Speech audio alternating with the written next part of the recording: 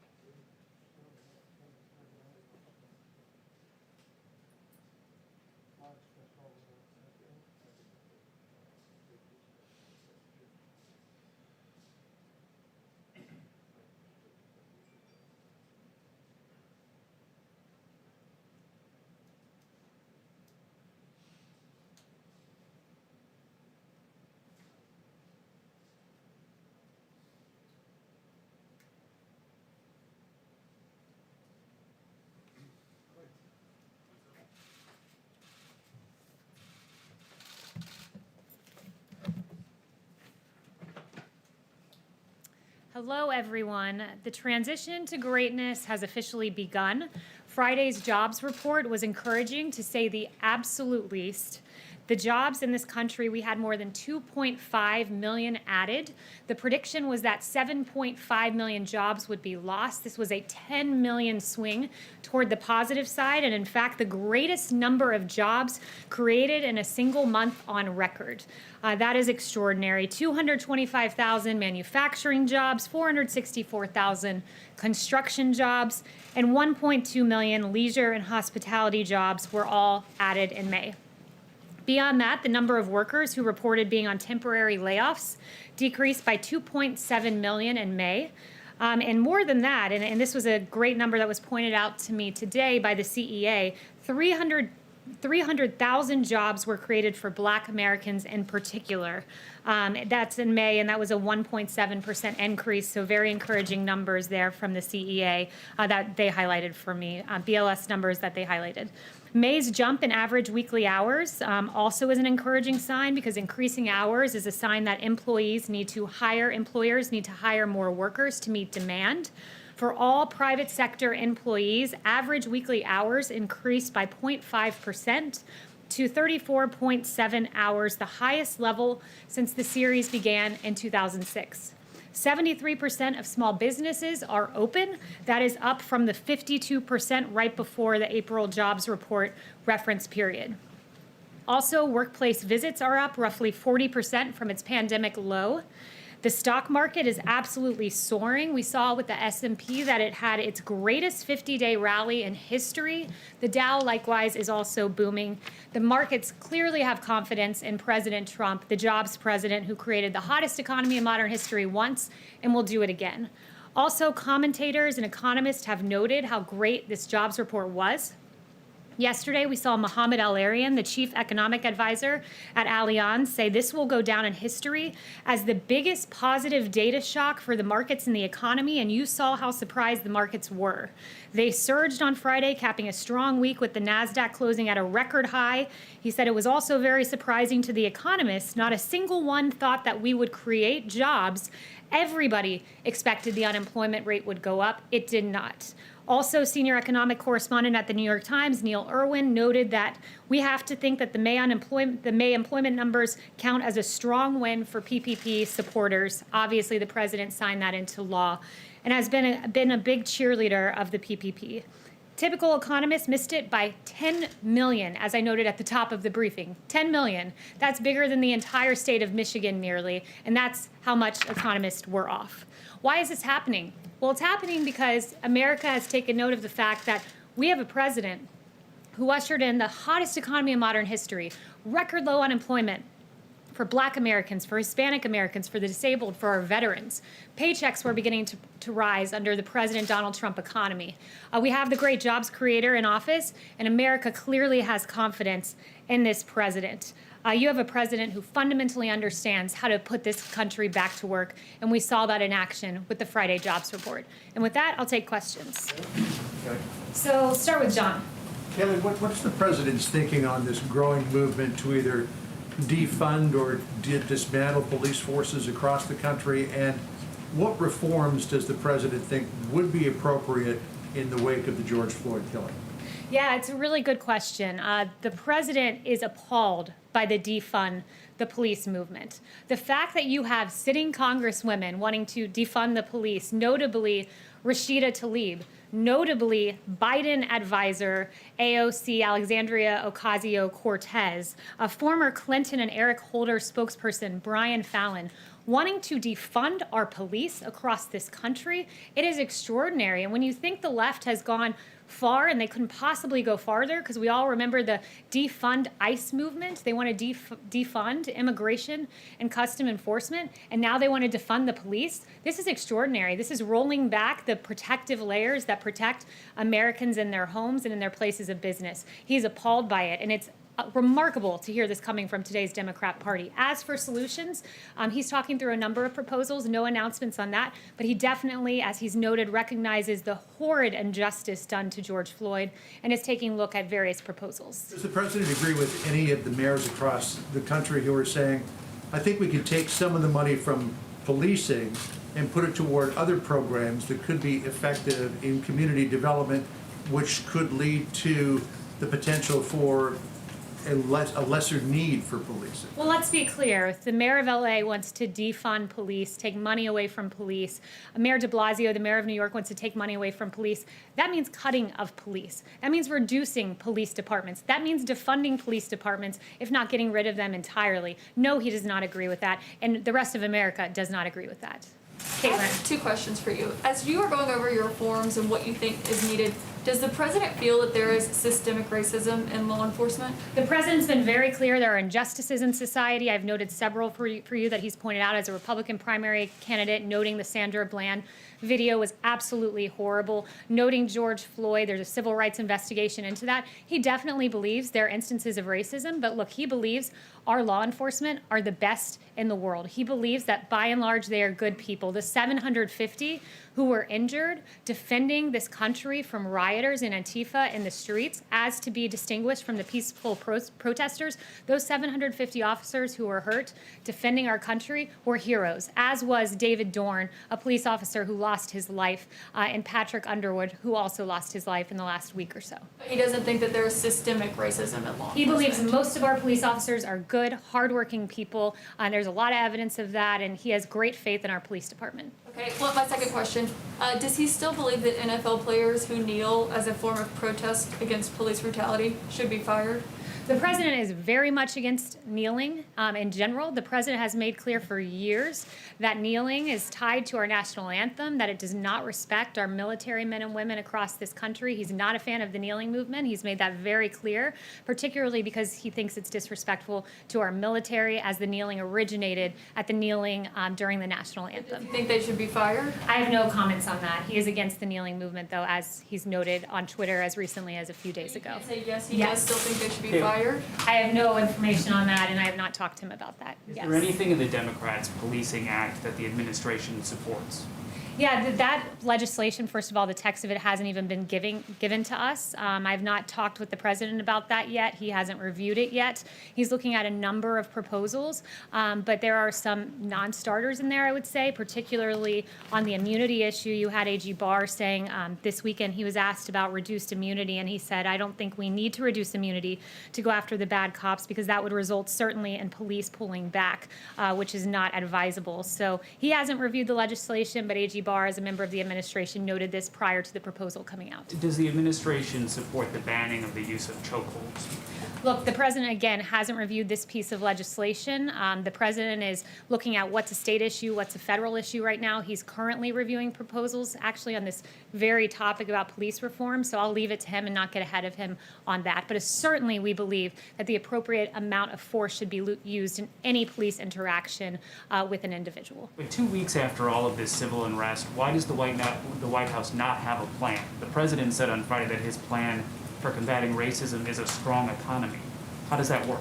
Look, that's an important part of combating racism, is making sure that there's equal opportunity for Black Americans in this country. This president, we hear a lot of words from Democrats about criminal justice reform, that they wanted this. Well, they got it with President Trump reducing racial sentencing disparities via the First Step Act. Democrats talk about economic opportunity for Black Americans and people in vulnerable communities, and this president has done that with opportunity zones. It was a good start, more than 900 places, creating private investment to help people get on their feet to start businesses in this country. HBCUs, record funding. This president has repeatedly, through his actions, stood up for the Black community, and a big piece of that is absolutely economic reform. And I'd finally note on the point of economic reform, the USMCA, these trade deals, the TPP, making sure that didn't take place, that directly advantaged hardworking men and women in Detroit who wanted their auto jobs. So his reformation with trade, and also opportunity zones is helping to ensure that Americans of all races have the same opportunity in the economic playing You're field. saying he will eventually have a police reform plan. He's looking at various proposals, so I won't get ahead of him. No announcements on that front, but he has been looking at them over the last few days. Yes. Yes. Kayleigh, there are reports that the administration is going to be pulling troops from Germany. Can you say how many and when and where are they going? Yeah, what I would say on that is, first, we have no announcements at this time. I know there's reporting out there, but as of this moment, there are no announcements. The president's continually reassessing the best posture for the United States military forces and our presence overseas. We remain committed to working with our strong allies. Will he consult Angela Merkel before making a final decision? I'll leave that to the president. Again, no announcements at this time. And just one final, the new Lafayette Square fencing, do you have any indication on when that might be removed or taken down, since the protests have become more peaceful, and who makes that decision? Yeah, I don't have any announcements with regard to the fencing. That's not something that's in White House control in terms of securing the perimeter. But what I would say is the president has recognized that the protests have largely been peaceful. Why have they been peaceful? It's because of the actions taken by this administration. If you'll notice, Minneapolis was in chaos until the National Guard came in, and then it was secure. You had outside here in Lafayette Park, I noted the 750 law enforcement officers that were injured across the country. Well, 1/5 of those were in D.C. and the vast majority in Lafayette Park. And once the National Guard came in, D.C. was secure. That Monday decision by the president of encouraging governors to surge the National Guard made the difference. And the president's recognized now that the protests are peaceful. He's recommended a winding down of the National Guard, very peaceful protest over the weekend. So with regard to the security of the building, not a decision for the White House, would refer you to Secret Service and Park Services on that. But the president has recognized the peaceful protesting and is encouraged by that. Yes, Jen. Kayleigh, on Hong Kong, can you say when will the administration revoke Hong Kong's trade status? And also, do you think that that move will be the only thing the administration does? Is there something else planned? And do you think that China will listen? Are you seeing any signs of China relenting on Hong Kong? Yeah, we haven't seen any updates from China thus far. No announcements with regard to the timing of that, but the president has been very clear that China's replaced its promise of one country, two systems with one country, one system, which is what led the administration to make the announcement that it would begin eliminating policy exemptions that were given to Hong Kong, the special treatment that they once had. Kayleigh? Yes, Steve. Is there any, a week after what we saw in Lafayette Park last Monday night, are there any people here in this building who believe that, or does the president believe, that perhaps things went the way they shouldn't have gone? Is there any regret on the part of the president or anyone here about how people were treated, people who were peacefully protesting, and how they were rushed out so violently? No, there's no regrets on the part of this White House because, look, I'd note that many of those decisions were not made here within the White House. It was A.G. Barr who made the decision to move the perimeter. Monday night, Park Police also had made that decision independently when they saw all of the violence in Lafayette Square. And when, before these protesters were moved by Park Police and they issued that tactical order, there were 3 loud warnings. And as I believe it was A.G. Barr on Face the Nation noted, that some of those protesters moved back and adhered to the warning, but others of those protesters started hurling objects, and that was unacceptable. And Park Police acted as they felt they needed to at that time in response, and we stand by those actions. The country and the world saw this violent clash between people who were otherwise peacefully protesting, but really the president is not sorry for the way things went? No, the president is sorry about the fact that Antifa wreaked havoc in our streets and the failure of some members of the media to note that. Like CNN's Chris Cuomo said, show me where it says protesters are supposed to be peaceful. Well, I'd point him to the First Amendment where it says that you have the right to, quote, peaceably assemble. He should go back and read the Constitution. There are many others out there, like Don Lemon, saying that rioting is a mechanism to restructure our country. Burning down St. John's, using a pick to literally like carve out, as we saw in that video, concrete from the sidewalk to hurl at officers, that's not peacefully protesting. The actions of the rioters were not in keeping with the First Amendment. And I think the media needs to recognize there's a discernment between the peaceful protesters, many of whom I've seen, and the rioters. And yes, America will act against rioters. And yes, under President Trump, he will not allow burning buildings, 150 federal buildings to be defaced, and 750 law enforcement officers to be injured in our country. Can I ask you one more about the Yes, president? Ryan. I like the blue suit. Oh, thank That's you. a really snazzy look. Yeah. Just to follow up on that, you do know that the burning of St. John's happened on Sunday nights, and a lot of the violence that you're talking about, that happened on Sunday night. What he was asking about was Monday, when, as anyone who was down there knows, it was almost exclusively peaceful, especially in the moments before the chemical munitions were used on those protesters. So do you just want to clarify that about the burning of St. John's? Because that happened on a different day. Yeah, the burning of St. John's is what prompted the decision to move the perimeter. It's what prompted Park Police to say that evening the perimeter must be moved. It's what prompted, yes, it's what prompted A.G. Barr to agree with that decision on Monday morning that the perimeter needed to be moved.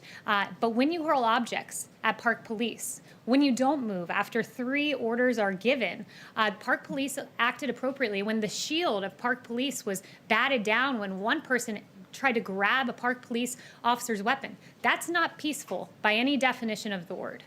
And one question on Yeah. the area in front of the White House is now officially known as Black Lives Matter Plaza. Does the president agree with that decision? I haven't talked to him about it. Haven't mentioned that to him. Yes. Kayleigh, does he agree in general, the way that Mitt Romney stated over the weekend he does, with the core message of Black Lives Matter? Yeah, Mitt Romney can say 3 words outside on Pennsylvania Avenue, but I would note this, that President Trump won 8% of the black vote. Mitt Romney won 2% of the black vote. I believe President Trump, people across the country recognize that while Mitt Romney has a lot of words, notably he said that 47% of the nation is dependent upon government, believes they are victims, believes that the government has a responsibility to care for them. Those were Mitt Romney's words not too long ago. The president takes great offense to those words. That's not America. Guess what America is? It's when given opportunity via a Trump opportunity zone, belief that Americans of all races can rise to the occasion and achieve, belief in HBCUs and giving record funding to HBCUs, because we need to enable education in our country and school choice. Those kind of actions on the part of the president stand in stark contrast with the very empty words of Senator Romney. Yes. Thank you, Kayleigh. As you have noted, the president has talked about the protest, he's talked about the death of George Floyd, but he still hasn't given a formal address to the nation. Why is that, and are there plans for him to do that anytime soon? So the president has addressed the nation on this. I know several media outlets chose not to cover it, but when he was down in Florida last Saturday, he said, and I have the whole thing here, as he said many times, the death of George Floyd on the streets of Minneapolis was a grave tragedy. It should never, ever have happened. He spent several minutes going through this. In fact, half of his speech saying, I understand the pain that people are feeling. We support the right of peaceful protesters. We hear their pleas. And he went on and on and on. He said on Monday, I am your president of law and order and an ally of peaceful protesters. So he has said it. Some in the media have chosen not to cover it. Those words are out there and they're documented. Yes. Ebony. Yeah. Thank you. Obviously, we're hearing a very optimistic message from the president about the jobs numbers and the stock market recovery. But in an executive order on Thursday night, the president said that he had determined that without intervention, the U.S. faced the likelihood of a long economic recovery with persistent high unemployment. I'm just wondering why we're hearing 2 messages from the president and how the American people are supposed to feel about the economy for the rest of the year. Yeah, well, the president sees Friday as a great stride toward what he ultimately wants, which is this rearing economy that we had where paychecks were growing and at the fastest for low-income workers. We were at a very good place before he chose to stop the economy to save 2.1 million lives potentially. So he took the action that was necessary at the time. He wants to get us back to that place we were at. He's the one who can do it. He's noted there's going to be a time of recovery. He thinks that Q4 will be good, next year will be great. Monday was a great, an unexpected note that the market believes in this president, that employers believe in this president, that they believe they can open their doors in the Trump economy. So it was a note of a great first step of progress, but rest assured there are many more steps that we have to take to get back to the hottest economy in modern history, but we will get there under President Trump. Yes. Sure, Kate. Sticking with the economy, New York City began reopening its economy today after a very long lockdown. Does President Trump think we need another coronavirus stimulus package? And if so, what would he want to see in it before he signs it? Yeah, he's remained open to a phase 4. There was some discussion about this. There was a meeting last week at the White House about that, actually. So won't get ahead of him, but he has said there are several things he wants. Payroll tax holiday was one of them because that directly advantages low-income workers. Several other things that he would like to see in the package. Won't get ahead of him, but he's certainly still open to a phase 4. But it can't be, as he's noted, just state and local bailouts for blue states that have run their states into the ground because of decades of Democrat policies. Chanel. Thank you, Kayleigh. Would President Trump support an actual increase in police funding to help offset some of the damage that could be waged on departments that are defunded across the country? Yeah, so again, that would be getting ahead of the president on that exact proposal, but he's been very clear he does not support defunding the police in any way, shape, or form. He noted, in fact, just a little bit ago to me that we have seen violent crime come down in this country. And why, at the time when violent crime's coming down, why would we defund the police, who are in large part responsible for helping America to get to a place where our streets streets are safe. So I would point you to that and before getting ahead of the president on a specific policy. Yeah, can I ask a follow-up to that? Louis. Yeah, I wanted to ask you about defunding the police movement, what's going on. How does it impact the crime scenario here? You said, sorry, I didn't hear the last The phrase. defunding the police, how does it impact the crime scenario here? The crime rates are going up. Do you think that will impact the crime? Yeah, absolutely. Look, our police officers are the ones who are defending this country and making sure that we have law and order in our streets, and there's no more evidence of that than just taking a look at the raw numbers. Our police are described as the blue line in American society between peace and chaos, between order and anarchy, and that thin blue line has done quite a bit. Just looking at 2018 numbers, murder arrests 11,970, robbery arrests 88,130, aggravated assault 395,800, violent crime arrests 495,900. That's police officers who are doing the arresting. You eliminate police officers, you will have chaos, crime, and anarchy in the streets, and that's something that's unacceptable to the president. Do you think this Frank? is political in nature? The Sorry? entire movement is political in nature? Is politically motivated, this movement? This movement, what the president believes is, look, when you look at, I would just take at their own words, Black Lives Matter DC, and Black Lives Matter DC said Black Lives Matter means defund the police. So if that's what the movement means, of course the president stands against defunding the police. All Black Lives Matter, including the life of David Dorn, who perished in the last week and a half, including Patrick Underwood, who also lost his life this week. All Black Lives Matter, but in terms of the movement Black Lives Matter, they define themselves as defund the police, and that's something this president stands against. Frank. Yes. Blacks are disproportionately arrested and disproportionately incarcerated in this country, and when they return to society, they are often denied the right to vote, sometimes for the rest of their lives.